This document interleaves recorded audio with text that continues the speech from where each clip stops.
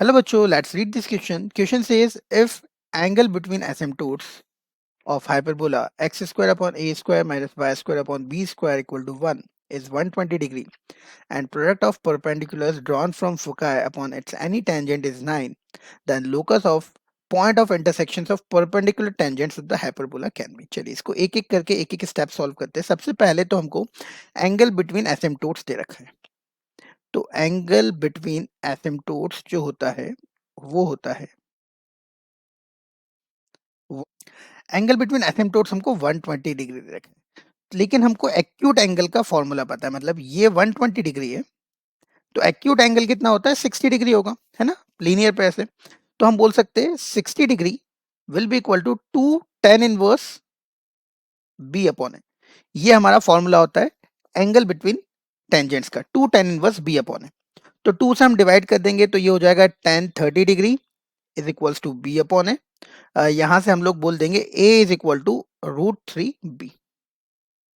अब दूसरी इंफॉर्मेशन हमको क्या दे रखी है कि परपेंडिकुलर डिस्टेंस फोकस है 2 S1 और S2 और कोई एक टेंजेंट है. उस टेंजेंट पे ये टेंजेंट है हाइपरबोला की. हम इस फोकस से परपेंडिकुलर निकालेंगे और इस फोकस से परपेंडिकुलर निकाल लेंगे. इसको हम P1 बोल देते हैं, इसको हम P2 बोल देते हैं.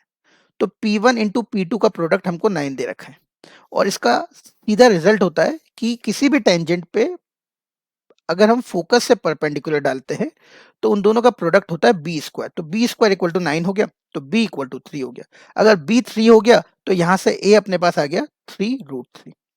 अब तीसरा पार्ट जो इस क्वेश्चन का है वो locus of point of intersection of perpendicular tangents. तो परपेंडिकुलर टेंजेंट्स के पॉइंट ऑफ इंटरसेक्शन का लोकस होता है director circle. Director circle director circle की इक्वेशन होती है x square plus y square equal to a square minus b square. That means x square plus y square equal to a square मतलब 3 का square √3 का square 27 minus b square मतलब 3 का square that is 9. तो ये आ जाएगा x square plus y square is equals to 18. That is option number D. तो इस क्वेश्चन का आंसर हुआ डी. आई होप आपको ये समझ में आया होगा. Thank you very much.